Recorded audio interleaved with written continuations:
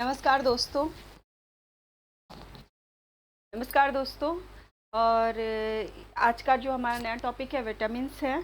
Biology के चूँकि topic रह गए थे, मुझे लगा था मेडल हिस्ट्री पहले ख़त्म करते हैं फिर बायोलॉजी देखते हैं, पर अभी जो है साथ साथ में लेके चलते हैं। मेडल हिस्ट्री में हमारा ये मुग़ल पीरियड बस बचा हुआ है, बाकी हो गया है। तो तब तक साथ में हम बायोलॉजी भी लेके चलते हैं, क्योंकि कुछ स्टूडेंट्स को बायोलॉजी में प्रॉब्लम आ रही थी। तो चलिए, जो आज का हमारा चैप्टर्स है उसमें हम देखते हैं विटामिन्स। ठीक है, विटामिन्स एंड मिनरल्स। तो पहले आज विटामिन्स कराएंगे, फिर मिनरल्स के मैं आप लोगों को नोट्स दे दूंगी, बस थोड़ा थोड़ा आप लोगों को याद करना है उसमें। ठीक है, क्योंकि अब सारे टॉपिक को कवर तो कराया नहीं जा सकता है, यहाँ पे क्लास तो नहीं ली जा सकती सब में। तो विटामिन्स में क्या है कि विटामिन्स कुछ ऐसे ऑर्गेनिक कंपाउंड है, कुछ ऐसे कार्बनिक पदार्थ है जिनकी बहुत सूक्ष्म मात्रा मतलब कितनी सूक्ष्म मात्रा? माइक्रोग्राम में। इतनी सूक्ष्म मात्रा कि इनकी मात्रा कितनी माइक्रोग्राम में जरूरत पड़ती है। मिलीग्राम में भी नहीं, माइक्रोग्राम में इनकी आवश्यकता पड़ती है बॉडी में। ठीक है, बहुत सूक्ष्म मात्रा में ऐसे ऑर्गेनिक कंपाउंड है जिनकी सूक्ष्म मात्रा जो है वो शरीर में आवश्यक होती है। बहुत सूक्ष्म मात्रा आवश्यक होती है, पर इनके बिना जो है वो शरीर जो की बहुत सी क्रियाएं जो बाधित हो जाती हैं। अब इसको जैसे ऐसे अपने डेली दिनचर्या में आप समझिएगा, बच्चों से लेके बूढ़ों तक बहुत सरल शब्दों में आपको चीज़ें बता रहे हैं। उसको आप ये वीडियो सबके लिए जो है, पढ़ने वाले ना पढ़ने वाले, जितने भी कॉमन जिनको जानकारी नहीं है स्वास्थ्य के प्रति जो है वो मतलब जिनको थोड़ी सी चिंता रहती है वो भी समझ सकते हैं इस वीडियो को। तो देखिए, इसमें क्या होता है, छोटी सी मात्रा, बहुत सूक्ष्म मात्रा माइक्रोग्राम में इनकी ज़रूरत पड़ती है। ठीक है, तो क्या था कि पहले हमारा ऐसा भोजन, हमारी ऐसी भोजन प्रणाली थी कि हम इनको जो है वो इजीली जो है हमारी बॉडी एब्जॉर्ब कर लेती थी। जैसे पहले की दिनचर्या क्या थी, लोग सूर्योदय से पहले उठते थे और फिर व्यायाम करते थे, और जो व्यायाम नहीं भी करते थे वो हार्ड वर्क करते थे।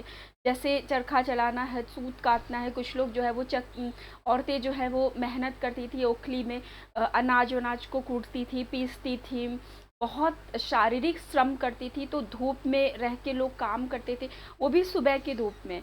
तो मॉर्निंग का उस समय जो काम धाम होता था वो उस तरीके से जो है वो उनको सूर्य का प्रकाश भी मिल जाता था, और मतलब उनके काम भी, बॉडी भी अच्छे। जो पहले अनाज खाते थे वो पॉलिश्ड नहीं होता था, वो प्योर अनाज खाते थे, उसमें कुछ भी केमिकल नहीं मिला हुआ था। तो वो विटामिन की पूर्ति पहले हमारे हो जाती थी। अच्छा, पहले भी कुछ कमियां होती थी, जैसे घेंगा रोग हो जाता था। ठीक है, आयोडीन की कमी से, हमको इतना नॉलेज नहीं था, कुछ कमियां होती थी, पहले भी होती थी, पहले भी उनकी पूर्ति कभी कभी नहीं हो पाया करती थी। परंतु वर्तमान में क्या है, लोग विटामिन के सप्लीमेंट्स लेना शुरू कर दिए हैं, क्योंकि विटामिन की कमी जो है वो रेगुलर हो रही है। हमारी जो डाइट है, पिज़्ज़ा, बर्गर, ये सारी चीज़ें, जो पास्ता, नूडल्स, ये सब चीज़ें जो हमारी दैनिक दिनचर्या में बन रहा है, हम जो है वो सूर्य उगने के बाद उठते हैं, देर से लेट नाइट तक जागना, सुबह जो है वो देर से उठना, तो सूर्य का प्रकाश हमें नहीं मिल पाता है। नेचुरल चीज़ों, रिसोर्सेज नहीं प्रयोग करते हैं, सड़ी गली चीज़ें जो है वो फ्रिज में रखी हुई खाते हैं। तो हमारे बॉडी जो है, अब आप इसको नोटिस कैसे करेंगे, जैसे आजकल एक बहुत कॉमन प्रॉब्लम हो गई है, कम उम्र में बाल पकना। कम उम्र में बाल पकना, बालों का झड़ना, चेहरे पे झुर्रियाँ आना, बार बार मुंह में छाले होना। ठीक है, फिर उसके बाद क्या कहते हैं, बुझा बुझा से त्वचा के जो है वो की चमक चले जाती है, बुझा बुझा सा त्वचा रहती है, शारीरिक शिथिलता रहती है। ठीक है, लोग लेजीनेस है लोगों में, जो है आंखों के आगे डार्क सर्कल है, लेजीनेस है, लोग जो है वो बहुत आलसी हैं, काम नहीं करना चाहते।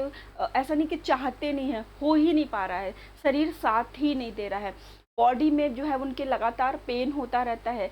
आप मतलब अगर मैं कह रही हूँ कि एक सर्वे कराया जाए और लोगों का हीमोग्लोबिन टेस्ट कराया जाए, तो कम से कम 60 to 70% लोगों का हीमोग्लोबिन का स्तर कम आएगा, सामान्य से कम स्तर पे आएगा। ठीक है, 10 से कम तो जरूर ही रहेगा। ठीक है, अच्छा, रक्त की क्षीणता हो गई, ठीक है। उसके बाद हड्डियों का अक्सर जो है वो देखेंगे कि लोग जो है वो गिर जा रहे हैं, ईज़िली उनके जो है वो हड्डियाँ टूट जा रही हैं, हड्डियों का कमज़ोर होना, ठीक है, याददाश्त की कमी होना।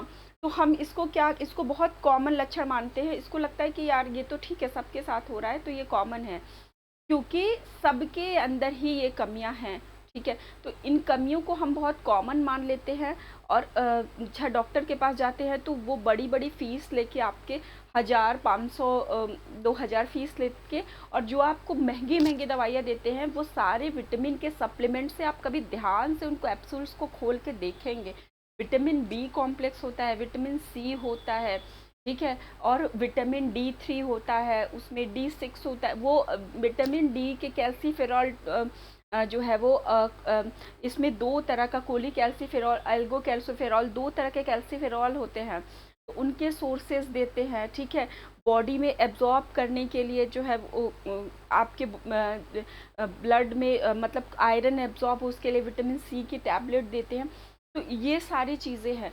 यदि आप अपनी दिनचर्या को थोड़ा सा नियमित कर लें, सूर्योदय के सूर्य के जैसे सूर्य नमस्कार करें, सूर्य की पूरी आप अपनी ऊर्जा अपने बॉडी में लेते हैं, थोड़ा खान पान ठीक कर ले तो आपकी ये बीमारी वैसे ही ख़त्म हो जानी है, ठीक है। तो चलिए विटामिन जो है वो हम चैप्टर शुरू करते हैं, थोड़ा लंबा लेक्चर हो गया। बात करते हैं कि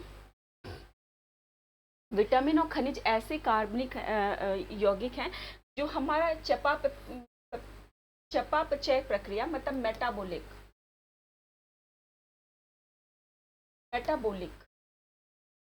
मेटाबॉलिक एक्टिविटीज़ क्या होती है, चयापचय क्रिया क्या होती है, कि जो भी हम चीज़ें हम खा रहे हैं वो डाइजेस्ट होकर वो हम विटामिन मतलब प्रोटीन क्या कहते हैं अमीनो एसिड, प्रोटीन और आपके फैट और इन सब में कन्वर्ट होकर बॉडी को एनर्जी दे दे, तब तो हम कहते हैं कि हमारा मेटाबॉलिक रेट ठीक है। मतलब आपकी चीज़ें डाइजेस्ट ही नहीं हो पा रही हैं तो वो आपकी बॉडी को वो एनर्जी नहीं देती हैं, तो चयापचय क्रिया के लिए जो है बहुत कम मात्रा में आवश्यक होता है। मूलतः हमें इन्हें स्वस्थ रखता है सुचारू रूप से। मतलब विटामिन का कार्य हमें एनर्जी देना नहीं होता है, ये याद रखिएगा। एनर्जी हमें किस चीज़ से मिलती है, एनर्जी हमें केवल 3 चीज़ों से मिलती है। अगर बॉडी में एनर्जी का सब्सटेंस कहते हैं तो वो केवल 3 चीज़ें हैं। वो क्या है आपका, वो है आपका मेनली क्या है, कार्बोहाइड्रेट है, कार्बोहाइड्रेट है। और दूसरा क्या है, दूसरा आपका प्रोटीन है, और तीसरा क्या है आपका फैट है या कोलेस्ट्रॉल है, ठीक है। ये तीनों ही एनर्जी के सोर्स हैं। उसमें भी मेन आपके बॉडी में जो हम दिन प्रतिदिन की क्रियाएं करते हैं उनमें जो हमारा एनर्जी का सोर्स है वो कार्बोहाइड्रेट है, ठीक है। फैट जो है वो आपके बॉडी में आपके लिवर में स्टोर रहता है। जब हम बहुत दिन का उपवास रखते हैं या बहुत हमें जैसे कि दौड़ लिया, मैराथन रनिंग कर रहा है या कुछ ऐसी हार्ड एक्टिविटीज़ करते हैं तो हमारा फैट जो है वो बहुत लंबे बॉडी जब बहुत वार्म हो जाती है ज़्यादा, तो फिर उसके बाद फैट जो है वो कन्वर्ट होके कोलेस्ट्रॉल कार्बोहाइड्रेट में वो आपको एनर्जी कन्वर्ट करता है। प्रोटीन क्या होता है, वो आपके सेल्स को जो ब्रेक डाउन होती है नई सेल्स के निर्माण, यानी आपकी बॉडी में निरंतर जो है वो नई क्या कहते हैं ऊतकों के निर्माण में, नई सेल्स के निर्माण में, कोशिकाओं के निर्माण में जो है वो सहायक होता है। तो बॉडी के रिफॉर्मेशन में जो है वो प्रोटीन सहायक होता है। तो इनका तो ये कार्य हो गया।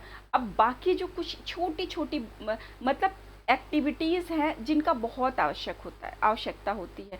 सपोज ऐसे मान के चलिए कि एक घर है, एक घर के एक बिल्डिंग है, तो बिल्डिंग छोटे छोटे ईंटों से बनी है, तो ईंटा जो गारा सीमेंट जो बालू है वो सारा काम जो बन रहा है जो इंफ्रास्ट्रक्चर वो प्रोटीन है, ठीक है। फिर जो मजदूरी है उसमें जो लगा रहे हैं वो क्या हो गए, वो आपके कार्बोहाइड्रेट हो गए कि वो उसमें जो हैं ताकत दे रहे हैं। पर अब उसमें जैसे ना कि छोटी छोटी चीज़ें क्या है, जैसे आपके पाइपलाइंस हैं, ठीक है। अब पाइपलाइंस हैं, कहीं छोटा सा नल का कनेक्शन भी अगर जाम हो गया तो आपका जो है वो पानी नहीं निकल पाएगा, सीवर जाम हो जाएगा, ठीक है। ये छोटी हैं पर बहुत ज़रूरी चीज़ें हैं। तो विटामिन भी यही काम करती है कि आपकी छोटी छोटी एक्टिविटीज़ को मतलब कि नियमित रूप से सुचारू करने के काम में आती है, ठीक है। तो सबसे पहले 1881 में जो है वो लूनी नहीं है, लूनिन है, ठीक है। इसमें लूनी लिखा हुआ, लूनी नदी का नाम है, ठीक है। लूनिन ने सबसे पहले, लूनिन ने, ठीक है, सबसे पहले 1881 में लूनिन ने जो है वो विटामिन की खोज की थी, जबकि 1912 में फुंक ने, कहीं कहीं फंक लिखा होता है, कहीं कहीं फुंक लिखा होता है, जो आपको समझ में है FUNK होता है, FUNCK सॉरी, FUNCK फुंक होता है, ठीक है। फुंक फंक कुछ भी लिखा होता है तो वो, ठीक है। तो इन्होंने विटामिन शब्द दिया था, विटामिन शब्द का प्रयोग किया था। तो कहीं कहीं जब आयोग पूछता है कि विटामिन की खोज ही किसने की थी, कभी कभी लिख देता है फुंक ने की थी, तो ऑप्शन आपके पास लूनिन नहीं है तो आप फुंक ही लगाएंगे, बट यदि लूनिन है तो आप लूनिन लगाएंगे। लूनिन ने विटामिन की खोज की थी, फुंक ने उसे विटामिन नाम दिया था, विटामिन से पहचाना था कि जो है वो, कि ये इसको विटामिन कहते हैं, ठीक है। तो ये चीज़ें हो गई। उसके बाद बात करते हैं कि विटामिन कितने तरह का होता है, तो fat soluble vitamin and water soluble vitamin. तो जो जल में घुलनशील विटामिन होते हैं वो आपके यूरिन के माध्यम से, जल में घुलनशील विटामिन आपके यूरिन के माध्यम से क्या कहते हैं, शरीर के बाहर निकल जाते हैं। तो जब आप क्या है कि जल वाटर सॉल्युबल विटामिन में आपके क्या आता है, विटामिन बी और विटामिन सी। बी में बी कॉम्प्लेक्स सारे विटामिन आ जाएंगे, बी और सी होते हैं, ठीक है। तो ये क्या होते हैं कि वाटर सॉल्युबल विटामिन आप डेली क्या होते हैं, आपके यूरिन के थ्रू, आपके पसीने से अब सबसे बाहर निकल आते हैं। तो अब इनकी मात्रा आपको डेली मतलब आपको डेली रिक्वायरमेंट पड़ेगी, क्योंकि इनका उत्सर्जन शरीर से हो जा रहा है, बाहर निकल जा रहे हैं, तो डेली हमें चाहिए, वो बॉडी में स्टोर नहीं हो पाते। विटामिन जो फैट सोल्यूबल विटामिन होते हैं वो बॉडी में आपके स्टोर रहते हैं फैट के साथ, ठीक है। तो इसकी डेली मात्रा हमें जरूरी नहीं है, एक बार स्टोर हो गया, छोटी सी मात्रा है, वो इजिली हमको मिल जाएगा। तो वसा में घुलनशील विटामिन वसा ऊतकों में संचय रहता है, इसलिए इनकी आवश्यकता प्रतिदिन हमें नहीं पड़ती है। अब बात करते हैं वही बात कि fat soluble vitamin and water soluble vitamin.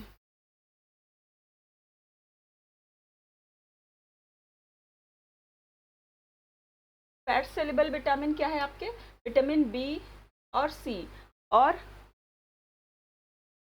वसा में फैट सोल्युबल विटामिन क्या है आपके ADE के हैं, वाटर सोल्युबल विटामिन आपका विटामिन क्या कहते हैं बी और सी है, ठीक है। तो अब देख लेते हैं एक एक करके विटामिन के, ठीक है, विटामिन के बात करते हैं हम। तो सबसे पहले बात करते हैं विटामिन ए की।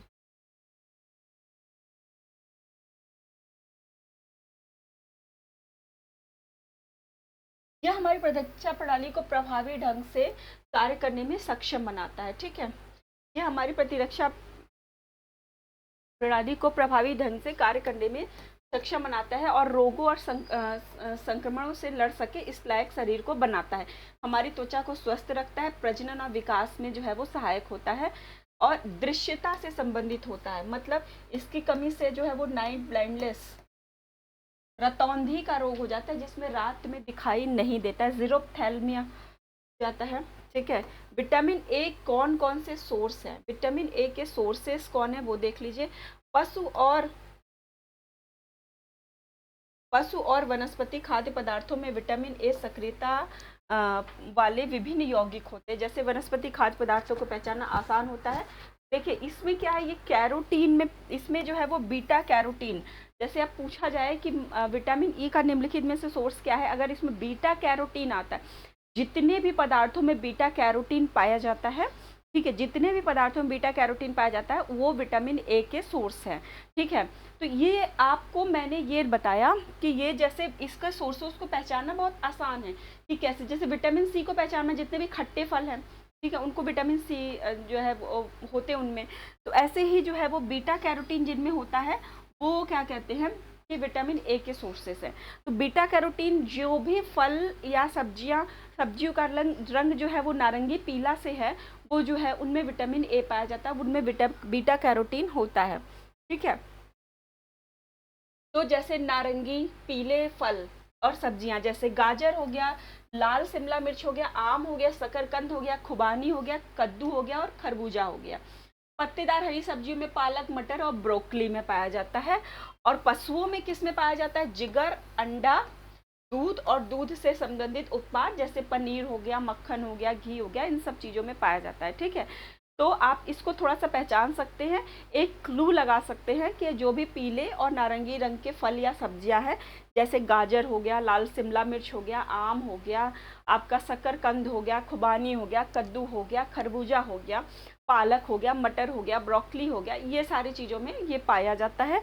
इसके साथ ही जिगर, अंडा और दूध में पाया जाता है। विटामिन ए की कमी से कौन सा रोग होता है?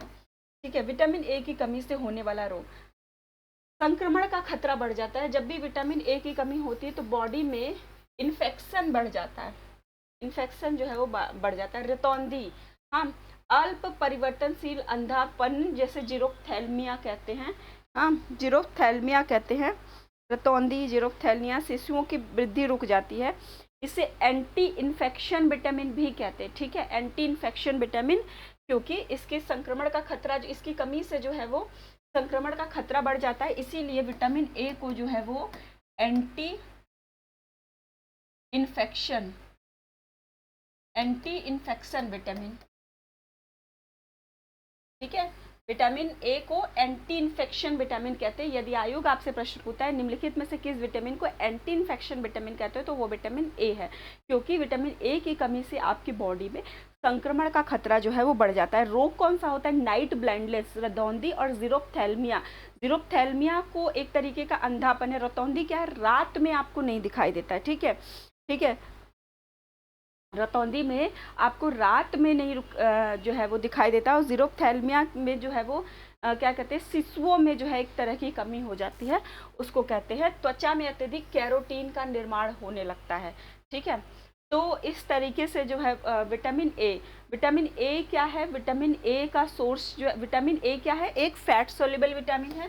सबसे पहले हमको क्या जाना है, विटामिन ए क्या है, एक फैट सोल्यूबल विटामिन है। सोर्सेस क्या है, बीटा कैरोटीन। यदि कभी कभी ये पूछ लेता है विटामिन ए का स्रोत क्या है, कुछ भी ना दे और बीटा कैरोटीन दे, तो आप ये मान के चलिएगा बीटा कैरोटीन वहाँ पे होगा। ठीक है, अब बीटा कैरोटीन जो है वो पादपों में बीटा कैरोटीन रंजक, एक वर्णक, किस वर्णक में आएगा, आपका नारंगी और पीले वर्णक में। तो जैसे कद्दू हो गया, आपका आम हो गया, ठीक है, पपीता में विटामिन सी और विटामिन ए पाया जाता है, पपीता हो गया, इस तरीके के जितने भी फल हैं, गाजर हो गया, मुख्यतः गाजर जो होता है आपका पीला वाला, जो शिमला मिर्च होता है, उस तरीके से आपके जितने भी फल हैं, कुछ ऐसी हरे भी सब्जियां हैं, आपके ब्रोकली है, पालक है, इन सब में भी जो है वो पाया जाता है। और मांस, अंडा, जिगर, इन सब में पाया जाता है। अब इसकी कमी से जीरोफ्थैल्मिया और रतौंधी नामक रोग होता है। इसके कमी से बॉडी में इन्फेक्शन बहुत जल्दी बढ़ने लगता है, बॉडी बार बार इन्फेक्टेड हो जाती है, तो इसलिए जो है वो इसे एंटी इन्फेक्शन विटामिन कहा जाता है। ठीक है, अब बात करते हैं विटामिन बी की। Vitamin B is a complex vitamin of 1 to 12। ठीक है, ये 12 विटामिन का एक कॉम्प्लेक्स है, 12 विटामिन का एक समूह है। This is the a compound of 12 vitamin. ठीक है, विटामिन 1 to विटामिन 12। ओके, और विटामिन जो ये आपके विटामिन B2 है, ये आपका वाटर सॉल्युबल विटामिन है।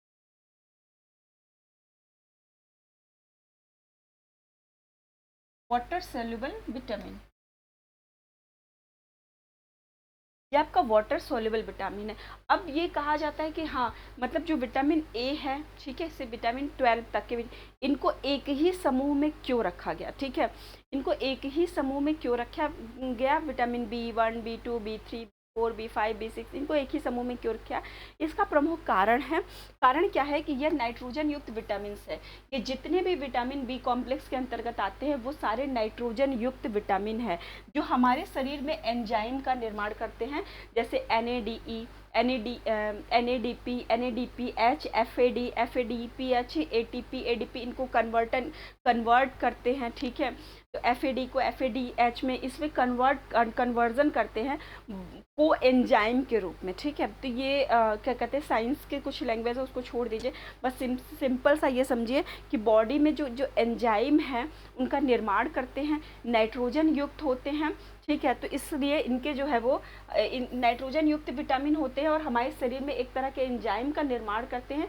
इस वजह से इनको एक ही समूह में रखा है, क्योंकि इनके प्रकृति जो है वो एक समूह। तो जैसे अगर ये पूछ रहे आयो कि विटामिन बी कॉम्प्लेक्स जो है वो क्या कहते हैं किस तरह के विटामिन है, तो नाइट्रोजन युक्त विटामिन है जो कि को एंजाइम के निर्माण में सहायक है। स्टेटमेंट अगर आयोग आपसे ये पूछता है कि जैसे थोड़ा टिपिकल क्वेश्चन बना देता है विटामिन से, और आपसे पूछता है कि विटामिन बी कॉम्प्लेक्स जो है नाइट्रोजन युक्त विटामिन है, ठीक है, और कारण पूछ ले या दूसरा स्टेटमेंट आपको दे दे कि ये जो है वो कोएंजाइम के निर्माण में, शरीर में कोएंजाइम के निर्माण में सहायक होते हैं, तो फिर ये जो है वो स्टेटमेंट सही हो जाए। कोएंजाइम, एंजाइम जो आपके एंजाइम, देखे क्या होता है, छोटी छोटी चीज़ों को समझने का प्रयास कीजिए, ठीक। मैं बता रही हूँ what is enzyme.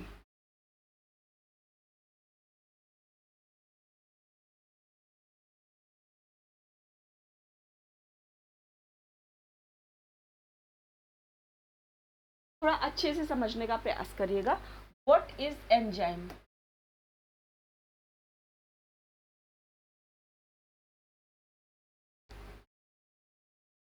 Enzyme is a protein that catalyst our body reactions. Okay, तो ये क्या करती है, एंजाइम जो होती है वो एक तरह की प्रोटीन होती है जो शरीर की कुछ प्राकृतिक क्रियाओं को प्रेरित करती है, ठीक है, शुरू नहीं करती, प्रेरित करती है, ठीक है।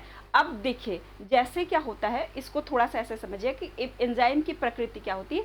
ये एक कैटालिस्ट, उत्प्रेरक की तरह कार्य करता है। जो साइंस पढ़े वो कैटालिस्ट या उत्प्रेरक का मतलब समझते हैं, पर जो नहीं पढ़े हैं उनको लिए मैं कैटालिस्ट या उत्प्रेरक का अर्थ समझाती हूँ।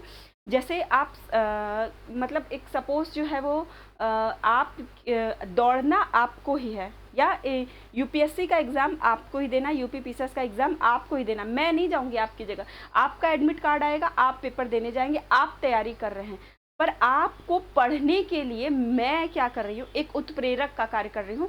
उत्प्रेरक का तरह उठो, तुम लोग, तुम्हारा सिलेक्शन होना है, तुम्हें हर मतलब कि बहुत सिंपल सा सिलेबस, मतलब मैं आपको दो चार बातें ऐसा कर देती हूँ जिससे आप मोटिवेट हो जाते हो, बैठ के जो है पढ़ना शुरू कर देते हो। फिक्स सिलेबस है, ये सारी चीज़ें जो है वो मैं आपको के लिए काम मैं नहीं करूँ, काम आप कर रहे हो, पर मैं आपके को क्या करती हूँ, ऊर्जा प्रदान करी उत्प्रेरक की तरह। वो किसी को, उत्प्रेरक का कार्य होता है कि किसी भी मतलब कि पर्सन को, किसी भी प्रोटीन को, किसी को भी क्या करता है कि कार्य करने के लिए उत्प्रेरित करता है, एक तीव्रता प्रदान करता है, ठीक है। तो सेम यही आपकी बॉडी में है। एंजाइम का कार्य क्या होता है कि वो आपके जैसे एंजाइम, पाचक एंजाइम होते हैं ना, तो पाचन क्रिया तो आपकी आंतों को ही करना है, आपके क्या कहते हैं लीवर को ही करना है, पर एंजाइम्स का क्या कार्य होता है कि वो पाचन क्रिया को थोड़ा तीव्र बना देती है, ठीक है। कुछ एंजाइम ऐसे बॉडी में मिल जाते हैं कि उसको तीव्र बना देती है। अब कुछ लोगों की पाचन क्रिया धीमी पड़ जाती है, उनकी बॉडी में उन एंजाइम की कमी होती है, ठीक। तो वो क्या करते हैं, एंजाइम का सप्लीमेंट लेते हैं, ठीक है। आप देखेंगे जितने भी सप्लीमेंट होंगे वो उसका, तो बात समझ में आई कि एंजाइम का कार्य क्या होता है, उत्प्रेरणा का कार्य होता है कि वो किसी को एनर्जी देता है, ढकेलता है, पुश करता है कि you will do it, you will do it, ऐसे तुम कर सकते हो, तुम कर सकते हो, तुम करोगे, बस मोटिवेट कर दिया, वो काम करना शुरू कर दिया, बस यही एंजाइम का। तो जो आपके क्या कहते हैं कि ये विटामिन बी कॉम्प्लेक्स है, इनका कार्य यही है कि आपको जो है वो कोएंजाइम का निर्माण करता है। कोएंजाइम एक एंजाइम से दूसरे एंजाइम को कनेक्ट करने का कार्य करता है, ठीक है। तो वही कार्य होता है। ऊर्जा प्रदान करने वाले जैसे कार्बोहाइड्रेट, वसा, प्रोटीन को ईंधन के रूप में इस्तेमाल करने में मदद करते हैं, ठीक है। मैंने बताया ना कि इनको क्या, इनका कार्य नहीं, इनका कार्य है कार्बोहाइड्रेट, वसा, प्रोटीन को, ठीक है। कार्बोहाइड्रेट, वसा, प्रोटीन का कार्य क्या है, बॉडी को एनर्जी देना, बॉडी की रिकवरी, रोगाणुओं से रिकवरी करना, ये सारे कार्य हैं। तो ये अपना कार्य तो कर रहे हैं ना, पर इनको थोड़ा पुश कर दिया, ठीक है। ये जब विटामिन बी कॉम्प्लेक्स रहेंगे तो इनका एंजाइम बनाएंगे, कोएंजाइम, और ये करेंगे कि विटामिन क्या कहते हैं कि कार्बोहाइड्रेट से उनका कार्य कराएंगे, मतलब उनको पुश कर देंगे, थोड़ी उनकी एक्टिविटीज़ को तेज कर देंगे। जब आपको गुस्सा आता है, जब कभी आप कभी सामान्यतः किसी को मार नहीं सकते, गाली गलौच नहीं कर सकते, आपको पसीना खूब तेज़ नहीं आ सकता है, चेहरा लाल नहीं हो सकता, गुस्सा में, खुशी में, इन सब चीज़ों में। तो जब ये आप ऐसी चीज़ें करते हैं ना, तो आपकी बॉडी में एंजाइम और हार्मोन्स एक्टिव हो जाते हैं। ये क्या करते हैं, पुश करते हैं आपको, और उस समय आप सोच नहीं पाते और आप जो है वो कुछ एक्टिविटीज़ ऐसी कर देते हो। ये चीज़ें हैं, ठीक है। चलिए, उत्प्रेरणा का कार्य करते हैं आपके आपके जीवन में। जो कृष्ण जी थे, देखिए एक सब बेस्ट एग्जाम्पल आपको समझाती हूँ। महाभारत के युद्ध में कृष्ण जी ने पूरी महाभारत में कोई युद्ध नहीं लड़ा, पर उसने वो अर्जुन के सारथी बने रहे। और Krishna ji is the best catalyst of the world, of the history, ठीक है। वर्ल्ड हिस्ट्री कह सकते हैं कि इतिहास में उनसे अच्छा कैटलिस्ट का एग्जाम्पल कोई हो ही नहीं सकता। वो अपने मित्र के लिए हमेशा उत्प्रेरणा बने रहे, ठीक है। उन्हें हमेशा कि तुम कर सकते हो, तुम ये किए हो, तुम वो किए हो। तो वो हमेशा जो है, वो कृष्ण जी ने कोई काम नहीं किया, युद्ध तो अर्जुन ने ही लड़ा था, पर कृष्ण जी ने कैटलिस्ट का कार्य किया था। ऐसे ही आप जो है वो याद करेंगे कि जब समुद्र पार करके लंका जा रहे थे, तो हनुमान जी को अपनी शक्तियों का मतलब कि पता नहीं था। उन्हें उनकी शक्तियों को याद करवाया गया, तो वो कैटलिस्ट का कार्य किया। शक्तियाँ तो उन्हीं का पास थी, कार्य तो उन्हीं ने किया, पर उनकी शक्तियों को राम जी ने याद करवाया था, ठीक है। तो कैटलिस्ट आपकी बॉडी में यही कार्य करते हैं, ठीक।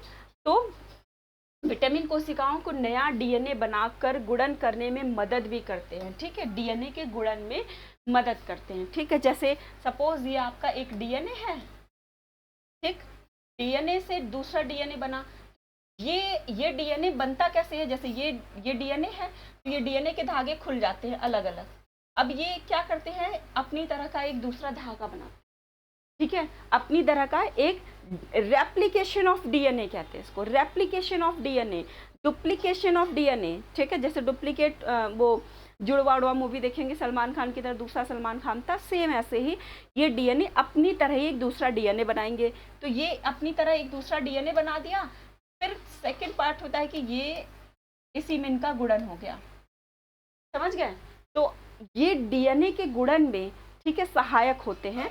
आपकी बॉडी में जो क्या कहते हैं कि जितने भी जेनेटिक इंफॉर्मेशन है, वो एक जनरेशन से दूसरे जनरेशन में जाती है डीएनए के गुणन के फलस्वरूप। जब डीएनए पढ़ाएंगे तो उसको ज़्यादा अच्छे से बता पाएंगे आप लोगों को, ठीक है। तो डीएनए बनाकर गुणन करने में मदद करते हैं, ठीक।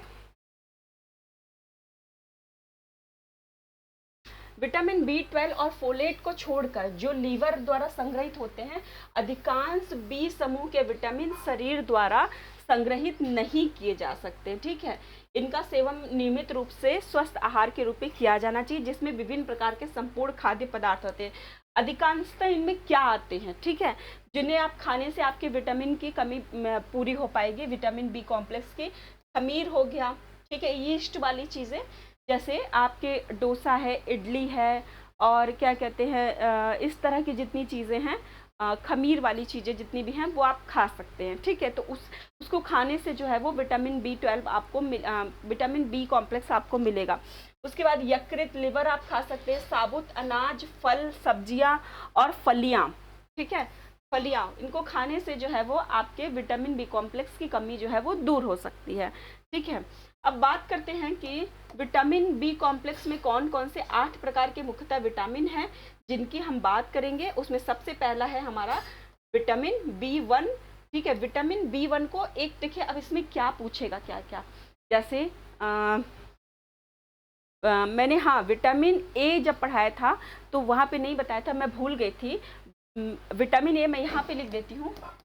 विटामिन A को क्या कहते हैं, ठीक है। विटामिन A को कहते हैं रेटिनॉल, ठीक है, रेटिनॉल।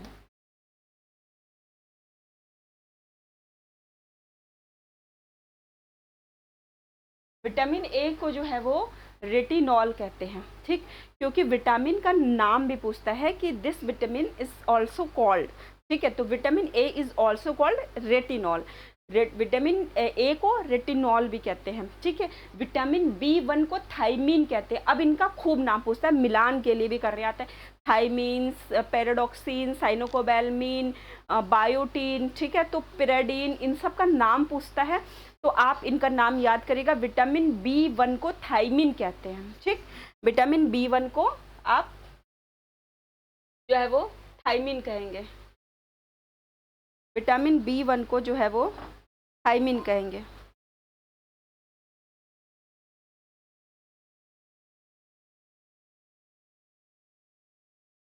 विटामिन B1 को थायमिन कहेंगे। फुंक ने इसे किससे प्राप्त किया था? चावल के छीलन से प्राप्त किया था, चावल के छीलन से। अब क्या होता है, हमारा चावल जो है वो पॉलिश्ड हो जाता है, इसीलिए कहते हैं ना कि हम जो ब्राउन राइस खाएं वो पॉलिश्ड नहीं होता। तो जब पॉलिश्ड राइस खाएंगे आपको तो विटामिन B1 तो आपको मिलेगा नहीं, थायमिन तो मिलेगा नहीं, ठीक है। तो इसलिए पॉलिश्ड राइस न खा के आपको ब्राउन राइस खाना चाहिए, बट कहाँ कोई खा रहा है, खाते तो सब सही हैं, ठीक है। तो इसमें भुंक ने 1912 में चावल के छीलन से इसे तैयार किया था। स्रोत क्या है इसके लिए? अनाज के छिलके, मांस, मेवा, सोयाबीन, मछली और अंडा, ठीक है, इनमें आपके पाया जाता है। कमी से होने वाले रोग कौन से हैं? बेरी विटामिन B1 की कमी से बेरी कम रोग होता है, ठीक है। थायमिन, विटामिन B1 को कहते हैं थायमिन, और विटामिन B1 की कमी से कौन सा रोग होता है आपका? बेरी रोग। B1 ब से बेरी रोग होता है। क्या होता है बेरी रोग में? होता क्या है, हृदय की पेशियां छीड़ हो जाती हैं, अपच होने लगता है, कब्ज होता है, तंत्रिका तंत्र पेशिकाओं का बिगड़ना, ठीक है, और लकवा मार देता है। तो ये इस तरह के जो थे, मतलब शरीर धीरे धीरे कम होने लगता है, बॉडी में पैरालिसिस हो जाता है, ठीक है। तो इसी को कहते हैं कि बेरी रोग हो गया, ठीक है। अब नेक्स्ट हम देखते हैं आपका विटामिन, यहीं पर था लिखा हुआ राइबोफ्लेविन, जिसको विटामिन B2 कहते हैं, विटामिन B2 या राइबोफ्लेविन, ठीक है। यहीं पे फिर से एक बार मैं लिख देती हूँ,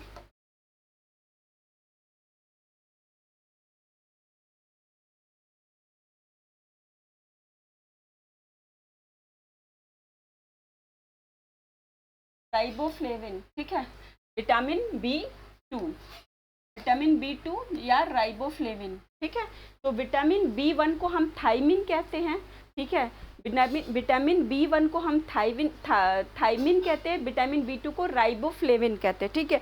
विटामिन B1 को हम थायमिन कहते हैं, B2 को राइबोफ्लेविन कहते हैं, ठीक है। और विटामिन ए को क्या कहते हैं? कमेंट बॉक्स में कमेंट करिए, तुरंत बताए थे, अभी रेटिनॉल कहते हैं। रेटिनॉल कैसे?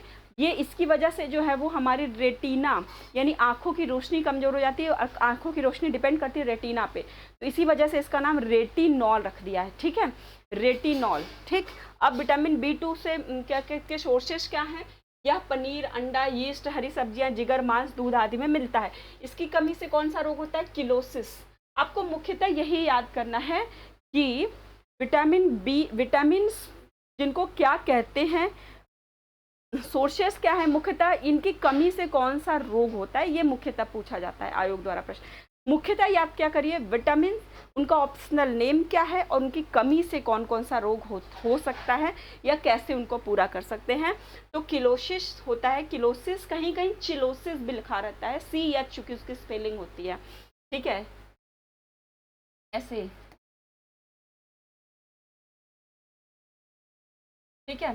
कमजोर पाचन शक्ति, त्वचा और आंखों में जलन होती है, रक्त की क्षीणता यानी रक्त की कमी, ठीक है, और कमजोर स्मृति हो जाती है। विटामिन B3 को क्या कहते हैं हम? नियासिन या निकोटिनिक एसिड, नियासिनामाइड भी कह सकते हैं, और नियासिन भी कहते हैं, निकोटिनिक एसिड भी कहते हैं, ठीक है, तीनों कहते हैं। विटामिन 3 को निकोटिनिक एसिड, नियासिन या नियासिनामाइड भी कहते हैं, ठीक है। तो अब इसके सोर्सेस क्या हैं? ज़्यादातर के सोर्सेस सेम हैं, ठीक है, क्योंकि एक ही कॉम्प्लेक्स विटामिन है। मांस, जिगर, मछली, अंडा, मेवा और फलियां, इनकी कमी से क्या होता है? पेलेग्रा, इसे जो है वो विटामिन 3 को पेलेग्रा प्रिवेंटिंग हार्मोन्स भी विटामिन भी कहते हैं, PPV विटामिन, ठीक है, PPV, पेलेग्रा प्रिवेंटिंग विटामिन, ठीक है, PPV, ठीक है। तो इसको PP विटामिन या PPV कहते हैं, ठीक है, पेलेग्रा प्रिवेंटिंग क्या कहते हैं आपका विटामिन, ठीक है। अब पेलेग्रा क्या है? पेलेग्रा जीभ और त्वचा में दाने और पपड़ियां जम जाती हैं, ठीक है, जैसे यहाँ पे होठों के किनारे जो है ना वो फटने लगता है, जीभ भी इससे फटने लगती है, कटने लगती है, ठीक है, दाने पड़ने लगते हैं उसमें, तो उसको कहते हैं कि क्या पेलेग्रा रोग हो गया है। तो इसे pellagra, which vitamin is also called pellagra preventing vitamin, तो vitamin B3 is also called pellagra preventing vitamin या PP विटामिन या PPV। ठीक है, तो आयोग कुछ ऐसे शब्दों का साइंटिफिक टर्म्स का प्रयोग कर लेता है कि आता आपको वही है, आता आपको वो है, पर आप उसके टर्म्स में जो है वो उसके टर्म्स ऐसे होते हैं कि आप गलतियां कर देते हैं, तो PPV या पेलेग्रा प्रिवेंटिंग विटामिन कहते हैं। ठीक, और उसके बाद बात करते हैं कि चौथा विटामिन हमारा pantothenic acid, vitamin B5 pantothenic acid, इसकी कमी से जो है वो देखिए सोर्सेज वही हैं सबके, इसकी चर्म रोग हो जाता है, मंद बुद्धि, सफ़ेद बाल और थकान होने लगता है। ठीक है, इसकी कमी से। उसके बाद बात करते हैं आपका पांचवा और छठा, ठीक है, और सातवां। पांचवा है pyridoxine vitamin B6, pyridoxine vitamin B6। ठीक है, तो B6 से इसके एनीमिया हो जाता है, पेशियों में ऐठन, किडनी स्टोन होने की संभावना होती है। फिर विटामिन B9 जिसको फोलेट या फोलिक एसिड कहते हैं, रुधिराणुओं के निर्माण में, DNA के संश्लेषण में ठीक है, फोलिक एसिड मतलब विटामिन, आपको मैंने जब पढ़ाया था तो मैंने ये कहा था कि रक्त के बनने में वो आपके ये RBC मैंने जब पढ़ाया था तो मैंने कहा था RBC के बनने में विटामिन C का, हाँ, और विटामिन B कॉम्प्लेक्स में विटामिन क्या कहते हैं B9 का और विटामिन B12 का बहुत बड़ा रोल होता है। तो ये आपको मैं यहाँ पे दिखाती हूँ, folic acid vitamin B9 folic acid. देखिए आपको सारे ये विटामिन ना याद होना तो पहले थायमिन, राइबोफ्लेविन, फोलिक एसिड और आपके साइनोकोबैल्मिन विटामिन B12, ये चार तो आपको याद ही, नहीं चार से मुख्यतः प्रश्न पूछते हैं। Thiamine vitamin B1, riboflavin vitamin B2, आपका क्या कहते हैं कि ये फोलिक एसिड विटामिन B9 और आपका क्या कहते हैं साइनोकोबैल्मिन विटामिन B12, इनका बहुत महत्वपूर्ण रोल है, इनको जरूर से याद कर लीजिएगा। कम विटामिन सारे ना याद हो पाए, विटामिन B कॉम्प्लेक्स के सारे विटामिन ना याद हो पाए, तो ये चार जरूर याद रखिएगा। फोलिक एसिड का बहुत बड़ा रोल होता है। ये क्या करता है ना कि जो आपके ब्लड कार्पसेल्स हैं, जैसे ब्लड है तो ब्लड सेल्स ऐसे ऐसे रहते हैं, इस तरीके से ब्लड सेल्स है ना, तो जब इनकी कमी होगी तो ब्लड सेल्स मिच्योर नहीं होंगे, बस ये छोटे छोटे से रह जाएंगे, और जब ब्लड सेल्स मेच्योर नहीं होंगे तो आपके शरीर में खून की कमी हो जाएगी। ठीक है, तो फोलिक एसिड यानी विटामिन B9 बहुत महत्वपूर्ण रोल जो है वो करता है, बहुत महत्वपूर्ण रोल है आपके ब्लड के फॉर्मेशन में।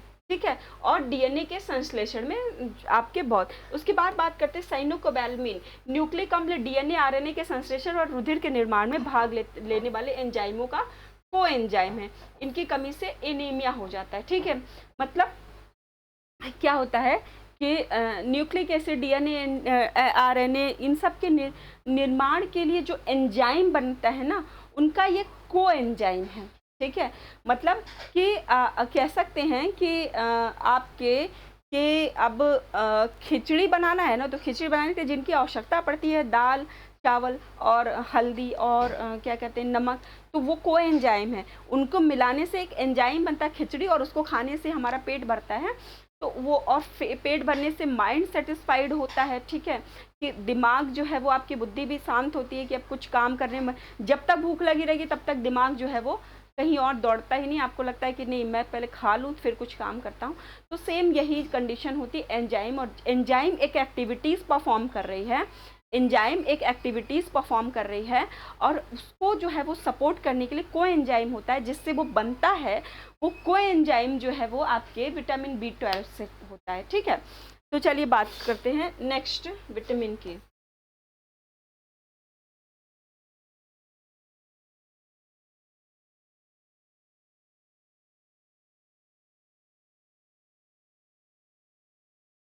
Vitamin C is also called water soluble vitamin and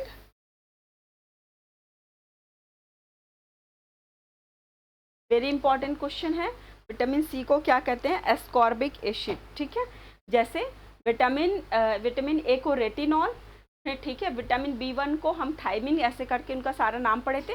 वैसे विटामिन C को हम क्या कहते हैं, एस्कॉर्बिक जो है वो एसिड।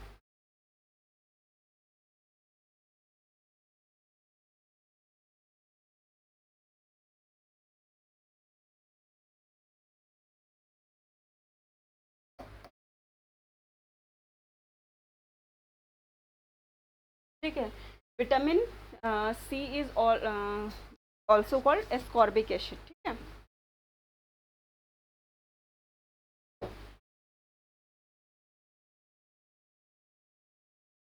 चलिए, विटामिन सी बहुत ही महत्वपूर्ण विटामिन है डेली, और ये भी जो है एक वाटर सॉल्युबल विटामिन है।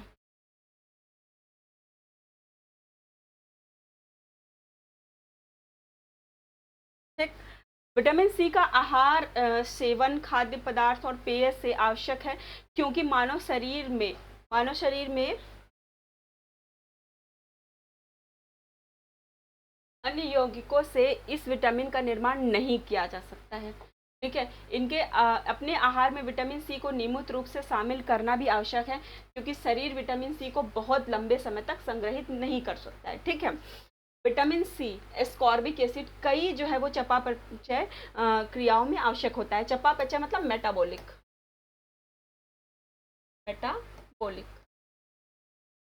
क्रियाओं में शामिल होता है। ठीक है। जैसे कोलेजन निर्माण, ठीक है, आपकी बॉडी में आपके जो है वो कोलेजन का जो निर्माण होता है उसके निर्माण में सहायक होता है। कोलेजन का उपयोग शरीर के विभिन्न तरीकों से किया जाता है। इसकी मुख्य भूमिका त्वचा, रक्त वाहिकाओं, हड्डियों को मजबूत बनाने में होता है, शरीर के घावों को भरने में भी होता है, और कोलेजन पर निर्भर करता है। जैसे आपका ये शरीर है, इसमें इस तरह के कोलेजन्स होते हैं। ठीक है। धागे के समान कोलेजन्स होते हैं जो आपके शरीर को इलास्टिसिटी प्रदान करते हैं। ठीक है। शरीर जो है उसमें घाव भरते हैं, उसकी दैनिक एक्टिविटीज़ उसको मजबूत बनाने का कार्य करते हैं। तो कोलेजन के निर्माण में आपके शरीर में जो है वो विटामिन सी का महत्वपूर्ण भूमिका होती है। इसलिए जब विटामिन सी की कमी हो तो त्वचा फटी फटी सी रहती है। ठीक है। कोलेजन का निर्माण नहीं होता, घाव जल्दी नहीं भरता। आपके जब भी कोई घाव हो जाए वो घाव भरने का कार्य, क्योंकि कोलेजन वो धागे तंतु बन ही नहीं रहे, ऊतकों का निर्माण नहीं हो रहा, आपकी बॉडी में टिश्यूज नहीं बन रहे हैं। ठीक है। देखिए, आपको मैं छोटी सी प्रक्रिया बता देती हूँ, जो साइंस बैकग्राउंड के नहीं, कि इनका ऐसे होता कैसे, प्रक्रिया कैसे है। ठीक है। कि पहले होती है सेल जो है वो कन्वर्ट होती है आपके टिश्यू में। टिश्यू जो है वो आपके मसल बनाता है, मसल्स होता है, और मसल्स जो है वो आपकी बॉडी बनाती है, बॉडी पार्ट्स। ठीक है। सेल, अब इसको ऐसे समझिए, सेल इज ऑल्सो कॉल्ड, ये एक आपका ईंटा है, ब्रिक, एक ईंट है। एक ईंट जो है वो, एक ईंट को जोड़ जोड़ के क्या बन गई, आपकी एक पूरी दीवार।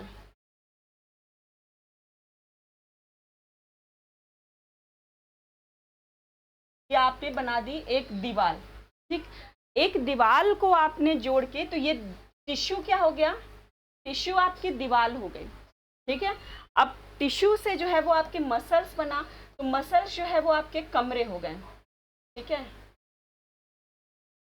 जो भी है, मतलब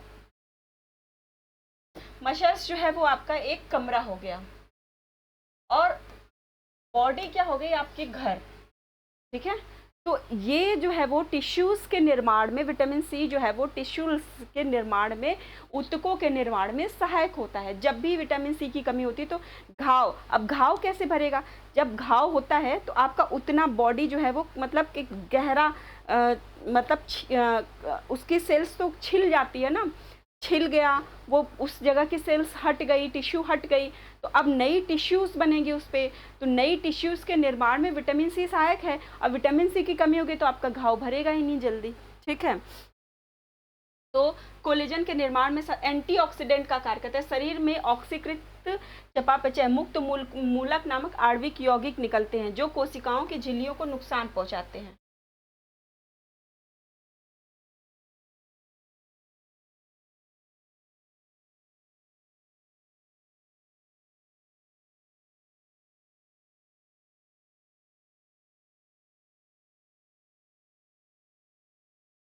देखिए, अब एंटीऑक्सीडेंट और फ्री रेडिकल्स मुक्त मूलक, अब जो साइंस के स्टूडेंट हैं वो नहीं समझ पाएंगे, उनके लिए थोड़ा मुश्किल होगा। तो मैं आपको ऐसे समझा देती हूँ कि ऑक्सीकृत कुछ जो है वो उत्पाद होते हैं, जो आपकी बॉडी के टिश्यूज को नए टिश्यू बनाने में वो सहायक होते हैं। ठीक है, जैसे आप नियमित व्यायाम करते रहेंगे, ऑक्सीजन का खूब रोज जो है प्राणायाम कहते हैं ना, प्राणायाम करो, कपालभाति करो और सुबह टहलने जाओ या अच्छी चीज़ों को खाओ, तो आप देखेंगे चेहरे में चमक आने लगती है धीरे धीरे। आप कुछ भी लगाएं चाहे, तो वो बॉडी क्या है, ऑक्सीजन एब्जॉर्ब कर रही है, नई सेल्स बन रही हैं। ठीक है, अब इसी में यदि आप जो है वो क्या कहते हैं, फ्री रेडिकल्स, कुछ जो है वो फ्री रेडिकल्स निकलते हैं, मुक्त मूलक निकलते हैं, कुछ ऐसी मतलब कि इलेक्ट्रॉन्स ऐसे बॉडी से कुछ ऐसे निकलते हैं जिनसे क्या होता है कि आपके शरीर में जो वो शरीर की क्रियाओं को नुकसान पहुंचाते हैं, उसका उल्टा काम करते हैं, टिश्यू को डैमेज करते हैं, आपकी जो है वो क्रियाओं को बाधित करते हैं। तो एंटीऑक्सीडेंट का काम करता है। ठीक है, ये एंटीऑक्सीडेंट का काम करता है आपकी बॉडी में। शरीर में ऑक्सीजन के मेटाबॉलिज्म से मुक्त मूलक नामक आणविक यौगिक निकलते हैं जो कोशिकाओं के झिल्लों को नुकसान पहुंचाते हैं। एंटीऑक्सीडेंट ऐसे पदार्थ हैं जो मुक्त मूलकों को नष्ट करते हैं और विटामिन सी एक शक्तिशाली एंटीऑक्सीडेंट है। ठीक है, इसीलिए रोज जो है वो नींबू पानी गार गार के पीजिए, मिर्ची खाइए, ठीक है, फल खाइए, जितने भी फल हैं, जितने भी फ्रूट्स हैं, उनमें जो है वो विटामिन प्रचुर मात्रा में पाया जाता है। ठीक है, आयरन का अवशोषण, एब्जॉर्प्शन वेरी वेरी इंपॉर्टेंट है। आयरन के एब्जॉर्प्शन में बहुत महत्वपूर्ण भूमिका निभाते हैं। जैसे मैं आपको बताऊं कि मेरी एक सिस्टर है, उसने भी कहा कि भाई मैं तो बहुत सोर्सेज ले रही हूँ, आपके क्या कहते हैं, अनार वनार रोज खाती हूँ, और फिर मैं रोज जो है वो चुकंदर खा रही हूँ, रोज मैं खजूर खा रही हूँ, रोज मैंने मतलब आयरन वाली चीज़ें लेना मैंने शुरू कर दिया है। ठीक है, और क्या कहते हैं, पर मेरी बॉडी में जो है अभी भी आयरन की कमी है। क्यों है? तो फिर मैंने उसको बताया कि देखिए, आपके डॉक्टर ने शायद आपको इन्फॉर्म नहीं किया है कि आप विटामिन सी नहीं ले रहे हो, आप बॉडी में आयरन तो ले रहे हो पर बॉडी आयरन को एब्जॉर्ब नहीं कर पा रही है। जब भी आप विटामिन सी मतलब आयरन खा रहे हो, यदि आप आयरन की गोली खा रहे हो ना, तो उसके साथ विटामिन सी की गोली भी खाओ या विटामिन सी लो। ठीक है, विटामिन सी प्रचुर मात्रा में लो, क्योंकि विटामिन सी की कम बॉडी में बहुत ज़्यादा आवश्यकता होती है। ठीक है, तो आयरन आपका बॉडी एब्जॉर्ब ही नहीं कर पाएगा। ठीक है, सपोज ऐसे ही समझ लीजिए कि मैं आपको कुछ समझा रही हूँ, ठीक है, मैं आपको समझा रही हूँ, पर आपकी बॉडी आप कुछ समझने को ही नहीं तैयार हो। क्यों नहीं तैयार हो? क्योंकि बाधाएं आ रही हैं, बहुत सी बाधा, इंटरनेट की बाधा आ रही है, आपका इंटरनेट अच्छा नहीं चल रहा है, आपके चारों तरफ बहुत शोर हो रहा है, बहुत सी बाधाएं हैं, तो आप मेरी बात समझ ही नहीं पा रहे हो। ठीक है, तो एक बैरियर का काम, बीच में किसी ने क्या है, एक बैरियर डाल दिया। तो विटामिन सी की कमी एक बैरियर है, आपकी बॉडी उसे एब्जॉर्ब नहीं कर पा रही है, अवशोषित नहीं कर पा रही। जब बॉडी एब्जॉर्ब नहीं करेगी तो आयरन की कमी तो होगी ही। ठीक है, तो आयरन को बॉडी एब्जॉर्ब करे, ठीक है, यानी आपके आरबीसी तक पहुंचे आयरन और नया रक्त बने, रक्त की कमी ना हो, उसके लिए क्या जरूरी है कि आपके बॉडी में विटामिन सी, आयरन लेने से नहीं होता कि आप आयरन की कढ़ाई में खा लिए, आपने आयरन की गोली खा ली, आपके बॉडी अगर विटामिन सी नहीं है, उसकी कमी है, डेली रिक्वायरमेंट आप नहीं पूरी करते हो, तो आपके बॉडी में आयरन की कमी निश्चित रूप से होगी। ठीक है, क्योंकि ये आयरन के एब्जॉर्प्शन में मेजर जो है वो रोल प्ले करता है। ठीक है, ये तो जो है वो लौ अवशोषित अवशोषण की प्रक्रिया में विटामिन सी विशेष रूप से जो है वो कार्य करता है। इससे नॉन हीम आयरन जो कि पादप खाद्य पदार्थ जैसे बीन्स और दालों में पाया जाता है, सहायता मिलती है। संक्रमण से लड़ना, प्रतिरक्षा प्रणाली को भी जो है वो टी लिम्फोसाइट्स के निर्माण में जो है बहुत सहायक होता है। इसलिए जब भी सर्दी खांसी होती है, उल्टा लोग कहते हैं संतरा मत खाओ, अंगूर मत खाओ, ये उल्टा आप जो है नींबू की चाय मत पियो। अरे जब सर्दी खांसी हो रही है तो आपको विटामिन सी का सोर्स लेना चाहिए, बॉडी में जो है वो आपके इन्फेक्शन की कमी करनी चाहिए। ठीक है, तो उसको लेना चाहिए।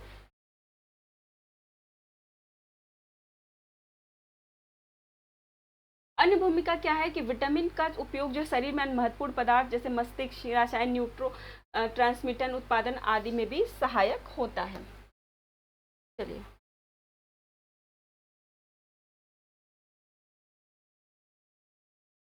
बात करते हैं विटामिन सी के स्रोत क्या क्या हैं। तो वयस्कों में प्रतिदिन लगभग 45 मिलीग्राम विटामिन सी की आवश्यकता होती है।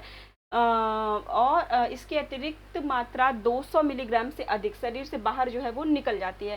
विटामिन सी गर्मी में के प्रति संवेदनशील होता है, गर्मी के प्रति संवेदनशील होता है, इसलिए खाना पकाने के दौरान इसका कुछ पोषण संबंधी लाभ नष्ट हो जाते हैं। विटामिन सी को आहार स्रोत के रूप में कच्चे खाद्य पदार्थ अधिक लाभकारी होते हैं। फल में कहाँ कहाँ है? संतरा, नींबू, लाइम, अंगूर, काले करंट, आम, कीवी, रॉक मेलन, टमाटर, स्ट्रॉबेरी में पाया जाता है। सब्जियां विशेष रूप से हरी सब्जियां, गोभी, शिमला मिर्च, पालक जो है वो, ब्रसेल्स स्प्राउट्स, लेट्यूस, ब्रोकली, फूल गोभी और आलू में जो है वो विटामिन सी पाया जाता है। विटामिन सी की कमी से कौन सा रोग होता है? इसको स्कॉर्बिक एसिड कहा ही जाता है। तो इसकी कमी से कौन सा रोग होगा? स्कर्वी नामक रोग होगा। ठीक है, स्कर्वी जो है वो विटामिन सी की कमी से जो है वो स्कर्वी नामक रोग हो जाता है। तो घाव का भरना नहीं होता है, रक्त की क्षीणता हो जाती है, स्कर्वी नामक रोग हो जाता है। मैंने बताया कि देखिए बहुत सी कमी है, विटामिन सी की कमी से जो है वो आपकी रक्त की क्षीणता हो जाएगी, घाव नहीं आपके भरेंगे। ठीक है, तो इस तरह से विटामिन सी की कमी से जो है ये सारे रोग होते हैं। और अगर कोई पर्टिकुलर एक रोग की बात करें तो विटामिन सी की कमी से जो है वो स्कर्वी नामक रोग होता है। तो स्कॉर्बिक एसिड विटामिन भी कहा जाता है। हो जाता है कि खतरे से, जिसके कारण जो है वो जीवन शैली में अनेक बाधाएं आती, जैसे नियमित रूप से अस्वस्थ आदमी रहता है। ठीक है, स्कर्वी के क्या क्या लक्षण है? थकान, सामान्य रूप से अस्वस्थ महसूस करना, भूख की कमी, मितली, दस्त होना, बुखार होना, जोड़ों और मांसपेशियों में दर्द, ये सारे जो है वो आपके इसके लक्षण हैं। ठीक, अब बात करते हैं विटामिन डी की। विटामिन डी को जो है वो क्या कहते हैं? कैल्सीफेरॉल। ठीक है, विटामिन डी को कहते हैं कैल्सीफेरॉल विटामिन।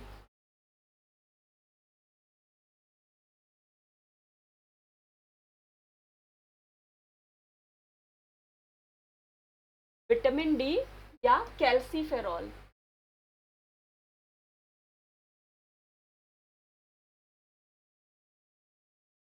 विटामिन डी या कैल्सीफेरॉल। ठीक है,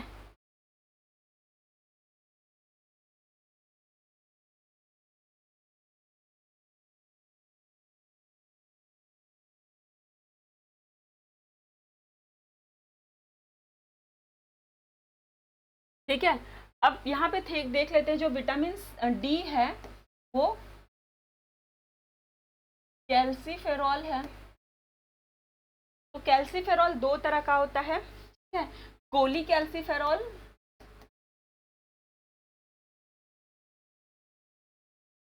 और एर्गो कैल्सीफेरॉल। जो एर्गो कैल्सीफेरॉल है, सारे कैल्सीफेरॉल आपको सारे विटामिन डी जो है वो आपको सूर्य के प्रकाश से नहीं मिलते हैं।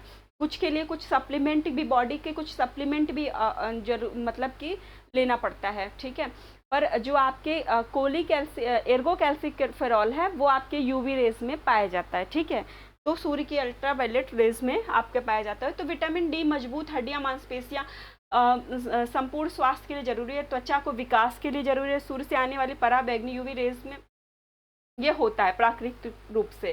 ठीक है, इसकी केवल बहुत थोड़ी सी मात्रा शरीर में आवश्यक होती है। विटामिन डी की केवल एक छोटी सी मात्रा लगभग 5 से 10% ही हमारे आहार से प्राप्त होता है। बाकी जो है वो इसके अन्य सोर्स, मतलब कौन से सोर्स हैं, मतलब इसके बाकी सोर्स जो है वो सूर्य का प्रकाश ही है। जो थोड़े से खाने के सोर्स हैं उसमें क्या क्या आपके आता है? वही आपका जो है मछली, अंडा, मार्गरीन, दूध और दूध से संबंधित पदार्थ। ठीक है, इनसे आपको मिलता है। विटामिन डी की कमी से जीवन की शुरुआत में ही हड्डियों का एक अच्छा शिखर प्राप्त करना महत्वपूर्ण होता है। विटामिन डी की कमी से जो है वो वयस्क मनुष्य के जीवन में हड्डियों के घनत्व में कमी आ जाती है, जिससे जो है वो उसको ऑस्टियोपोरोसिस नामक रोग हो जाता है।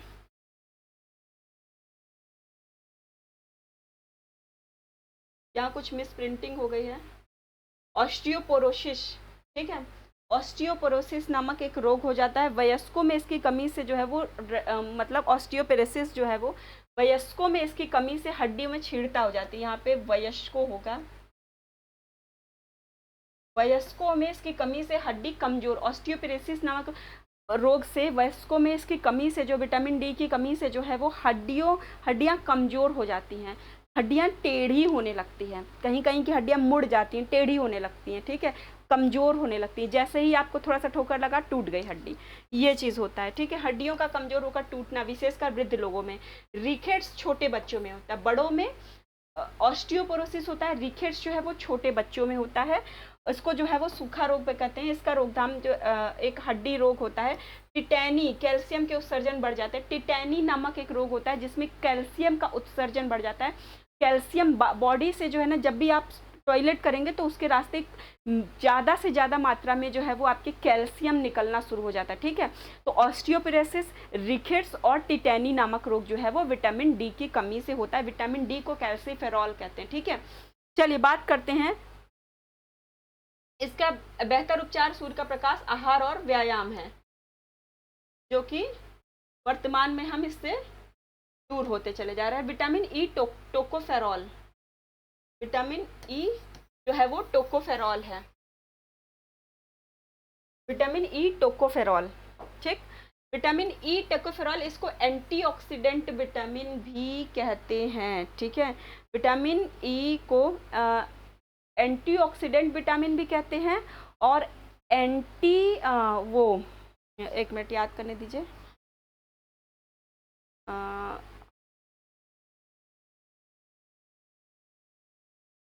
एंटी रिप्रोडक्टिव विटामिन कहते हैं। बंध्यापन, इसकी रोग से जो है वो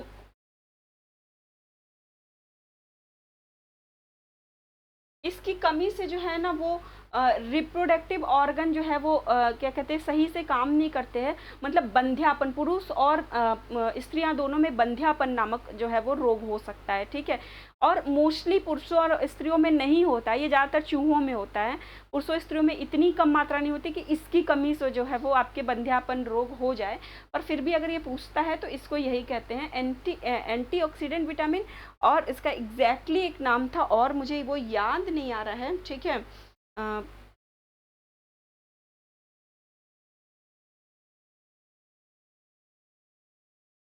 चलिए याद आता है अभी तो बताते हैं आपको। विटामिन ई एक एंटीऑक्सीडेंट है जो आपके शरीर को सिगरेट के धुएं या विकिरण जैसे मुक्त कणों से होने वाले नुकसान से बचाने में मदद करता है। ये हमारे लिए बहुत ज़रूरी है। हाँ, दृष्टि प्रतिरक्षा तंत्र को मजबूत करने के लिए ये हमारे लिए बहुत आवश्यक है। विटामिन ई के आहार स्रोत में क्या है? मांस और जिगर है, अंडे, पत्तेदार हरी सब्जियां, पालक, ब्रोकली, मेवे व बीज, बादाम, सूरजमुखी के बीज, मूंगफली व हेजलनट्स आवश्यक है। सूरजमुखी, सोयाबीन का तेल, गेहूं का तेल, जो आयोग का क्वेश्चन पूछा था, इंपॉर्टेंट है कि विटामिन क्या कहते हैं आपके ई का मुख्य सोर्स क्या है? गेहूं का तेल है, ठीक है। तो गेहूं का तेल बहुत आवश्यक होता है, ये गेहूं के बीज भी, ठीक है। विटामिन ई की कमी से इथ्रियोसाइड्स हिमोलिसिस नामक की कमी होती है, या उन शिशुओं में देखी जाती है जिनके जन्म से पहले ही उनकी माँ से विटामिन ई स्थानांतरित हो चुका होता। उनकी कमी से स्त्री या पुरुष दोनों में बंध्यापन की समस्या जो है वो हो जाती है। अब बात करते हैं विटामिन बी के विटामिन, ठीक है। इसको क्या कहते हैं कि एंटी ब्लड क्लॉटिंग विटामिन, ठीक, ब्लड क्लॉटिंग विटामिन कहते हैं, सॉरी एंटी नहीं, ब्लड क्लॉटिंग विटामिन, ठीक है। आपके बॉडी में प्रोथ्रोम्बिन्स नामक जो है वो एंजाइम का बनना जो है, प्रोटीन का बनना जो है वो इस पे डिपेंड करता है, आपके बॉडी में विटामिन के पर डिपेंड करता है, ठीक है। प्रोथ्रोम्बिन, आपके लीवर में प्रोथ्रोम्बिन का बनना विटामिन के,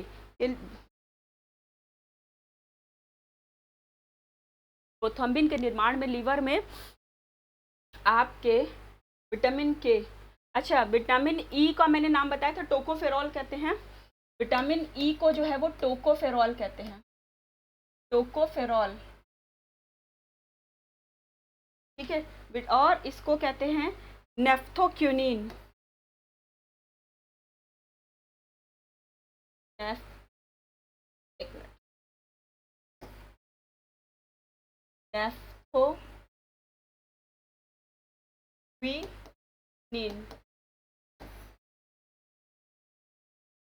नेफ्थो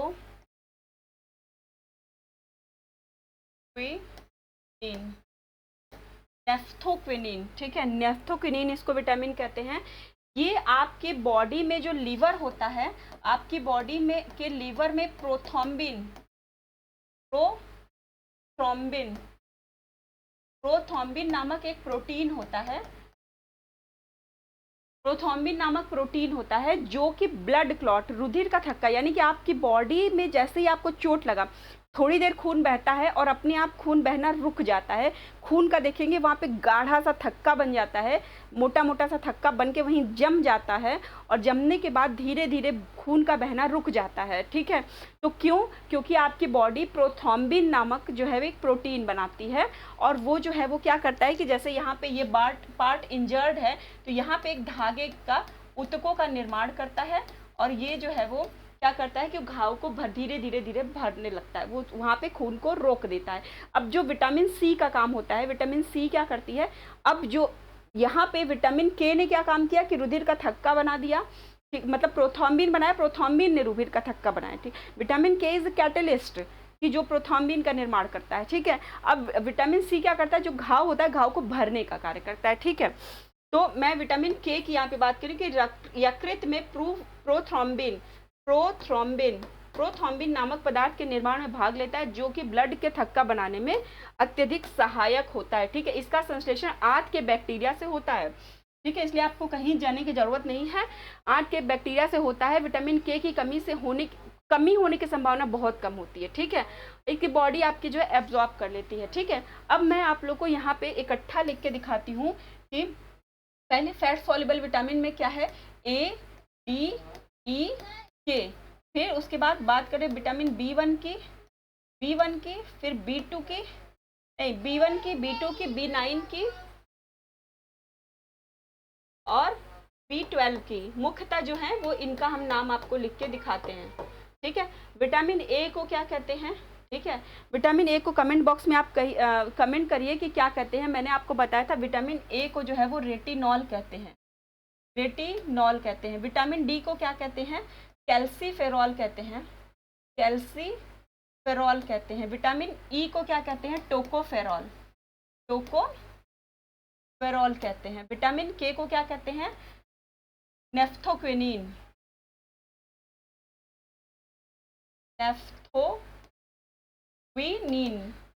ठीक। विटामिन B1 को क्या कहते हैं, थायमीन, ठीक है। और B2 को क्या कहते हैं, राइबोफ्लेविन, ठीक है। विटामिन B9 को क्या कहते हैं, आपके फोलिक एसिड। और विटामिन B12 को कहते हैं साइनोकोबाल्मिन, ठीक है। तो ये हमारे सभी विटामिन हैं जिनके कुछ नाम हैं, जिनकी कमी से कुछ रोग होते हैं। ये रोग जो है वो मतलब अगर इनकी कमी को पूरा कर लिया जाए तो ये रोग हमारे बॉडी में नहीं होंगे, ठीक है। तो चलिए ये आज हो गया मिनरल, आपके मिनरल के नोट्स दे देंगे, उसमें पूरा हो जाएगा। कल के चैप्टर में हम डाइजेशन या कुछ जल्दी थोड़ा बायोलॉजी में इसको ख़त्म करेंगे। कल से 2-2, 3-3 चैप्टर पढ़ाएंगे, ठीक है। चलिए धन्यवाद।